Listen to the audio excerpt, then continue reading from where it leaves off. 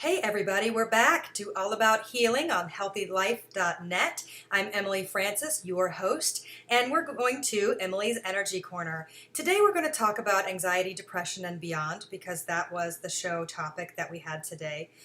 Next week, just so that we go ahead and say it, Craig Martin Kennedy is my guest. He has a master's degree in music therapy. He's amazing, so I hope that you tune in. But getting back to anxiety, depression, and beyond, the mental health and awareness part of ourselves is one that many people are just now starting to take the time to learn without so much judgment and stigma that has always accompanied it. I personally let a lot of years of my life go by while I sat on the sidelines and I was a side act in my own biography.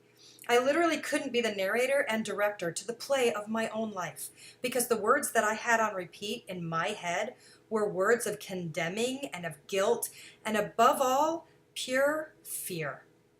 The tape recorder that plays in our heads is what I want to talk about today in Emily's Energy Quarter because I do believe that we actually have an audio reel on repeat in our heads. And how do we learn how to flip the script of our own recording?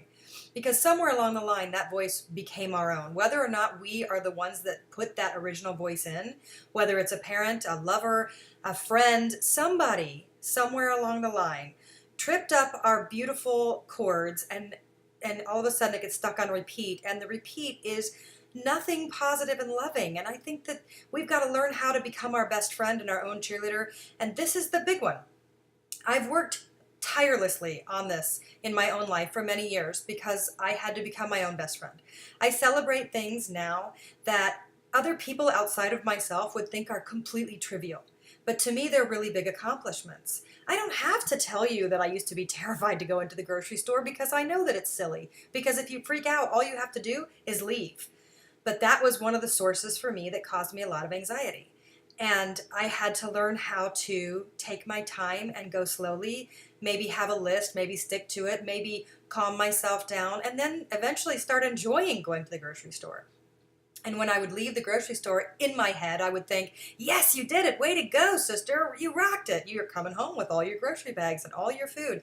And these are little tiny, tiny steps, but they're very valuable.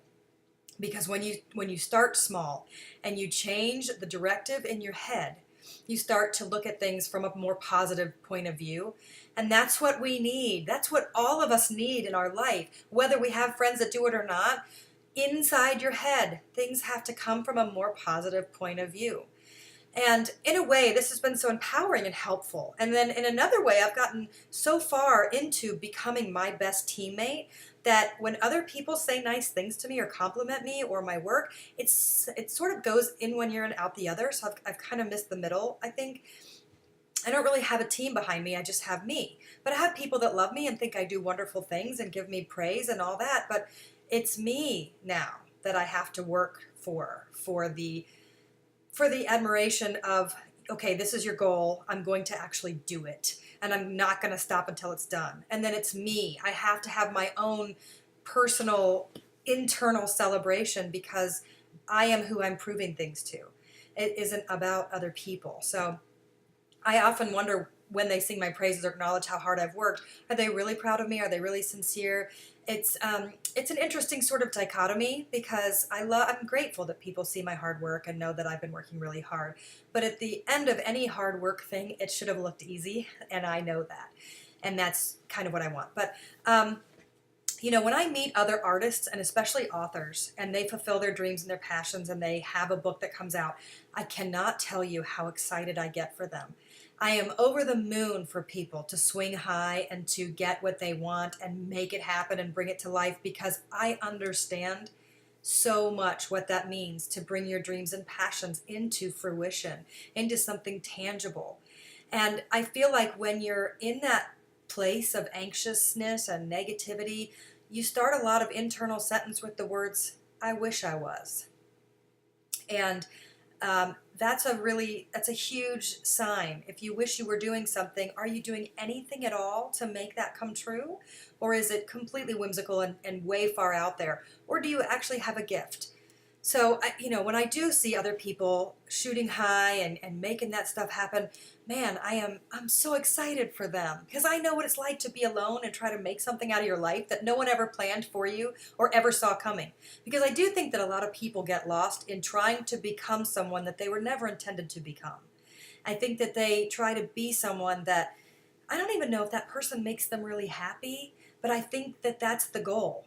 Is what are things that you're doing in your life that make you, in your soul, in your heart, in your gut, are you happy? Are you happy with how you spent today?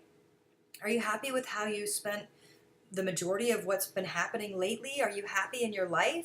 Are you doing a job that you don't like? Those kinds of questions are really important. And then when you do take any sort of steps into something that you think is valuable for you and for your skill set, for your passion, you've got to take that time to praise yourself. You really do. And, I find myself, I self-published 7 times alone. And then I got professionally picked up and I've professionally published 3 books. And that is so huge, but it's hard for me to really grasp how big that is. Yet if somebody else walks in and has done any of that stuff, I'm so impressed with them. And I think, wow, you did it, you rocked it. You're really making this stuff happen. So we have to look at the way that we speak to ourselves and the way that we speak out loud. And when you are involved in your creative passion, it's lonely, it's exciting, and it opens up this whole secret private world that only you are a part of until it comes out into the world. And I've become a little bit of a loner in the world of creation and in the world of pushing myself through it. I let very few people into my close circle nowadays because there's a certain energy that I have to surround myself with, and if it doesn't match, then I can't really hang with it. And I think that's important. So there was a lot of years, like I said, that I sat out on my life while anxiety and gripping panic kept me firmly seated. And I always have those thoughts of what would my life be like had I not missed all those years. And that's another thing that I want to talk about is grief is the big one. But it's not just grief. It's fear, panic, moving, life situations, something that may have happened in your life that creates a parallel universe inside you. And I mean that with you have one part of your life that is current with all of the real situations in place. You are exactly where you are because of all the things that happened, and this is your life. And then you have a pretend life that goes on and it keeps going on. And it is, what would I be like if that thing hadn't happened in my life? So a person like I remember thinking about a person that moved countries at the beginning of high school. And they moved to the United States and they didn't speak English. So they went from being in a country where they had grown up with all of their friends and spoke the language and had girlfriends and loved their life to coming here and becoming kind of the geeky guy that doesn't speak English and didn't make a lot of friends and struggled. And he spent his whole life looking back and thinking, what would my life be like had I gotten to stay in the other place? And for me, my big change in my life, I lost my dad when I was young, and it caused a lot of anxiety and things when I finally started to deal with it. And I lived a lot of years thinking how great my life would be had he not passed away, because I would be so much more independent. And I would have so much more confidence, and I would have done so many more things. But that's not really the way life is, and you have to learn how to get it into a single place. I might actually pick this dialogue up next week as well, because that parallel life thing is really important. So tune in next Wednesday at 11 a.m. Pacific Time, 2 p.m. Eastern Standard Time. You have been listening to All About Healing, and I sure hope you come back next week. Thanks so much.